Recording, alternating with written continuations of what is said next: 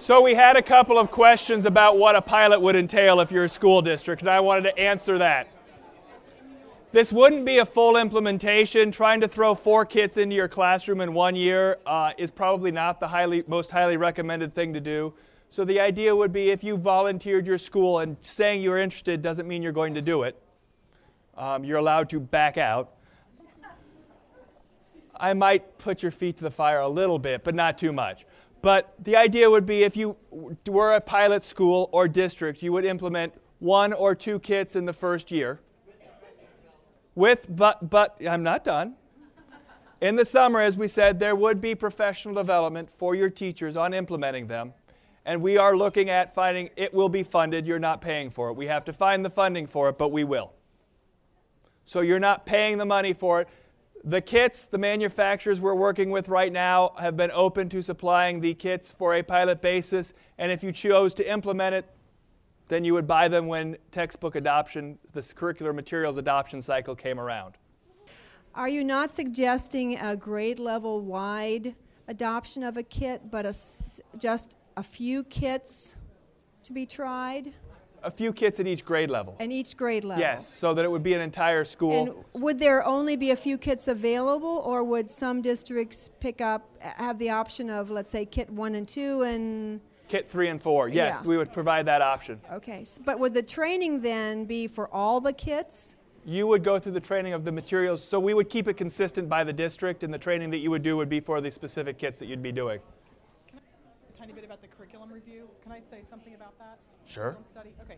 So one thing I think Brandon did talk, this is Jenny. They can't see you over One here. thing that Brandon did talk about, but I think there have been a lot of questions about this, so I want to elaborate on this, is that right now, as soon as the standards are approved by the roundtable, we're moving forward with a curriculum study, and we are going to look at all publishers that publish hands-on materials that are research-supported inquiry-based materials. And we're going to use a process to do that was developed by WestEd and BSCS, okay? It's called Analyzing Instructional Materials.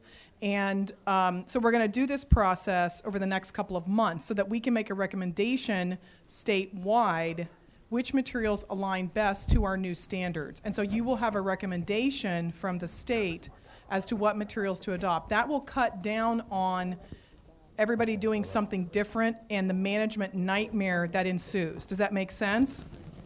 Okay, so hopefully that clears it up. And as far as piloting goes, I think Brandon answered this, but just to be clear, the first year is not a full implementation. It's just that it's a pilot. And so that means that you will be looking at maybe 2 kits over the course of the year to work out the kinks and the issues and to show, you're going to be working with teachers who probably have never used this curriculum or a curriculum like it ever before. So it's a learning process. When we went to Delaware, they said it took their trainers, I'm not trying to sound negative, I am a realist, but they said it really took their trainers 3 years to become fully competent and excellent trainers. It doesn't happen overnight. So again, it's a long-term process, but I want everybody to be clear about what this first year would look like, okay? Does that help, hopefully?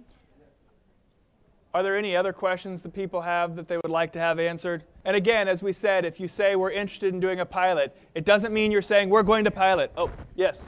I have a question, Brandon. Are you also working to align the ISTEP and NEA assessments of science education at the grade levels, that those are administered with the science kits? So what will happen is... Yes, you were on.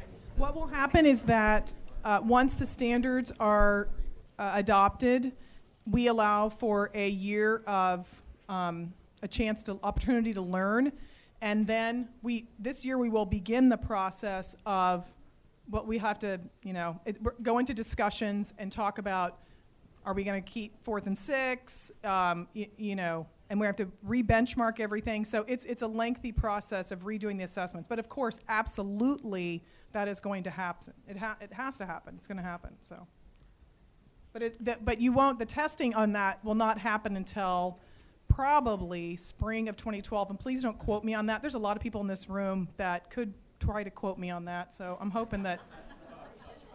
Usually I talk to a smaller crowd that I can, like, kind of snow a little, but Yeah. How many pilots are you assuming we will introduce? I mean, 5 schools per region, or one district per region, and so forth? We were hoping, I think, 5 to 10 schools in each region if we could get that. yeah, But schools, not districts. schools but are, yeah. Yeah. But Depends on how big So it will be school-based then? it could be school and or district-based. And we're willing to look at we're really willing to see how many are interested in each region and base it upon that. Pilots are great. We don't want to go full scale with it, but we're really willing to consider as many as possible, because the sooner we roll this out, the sooner we start helping our students even more.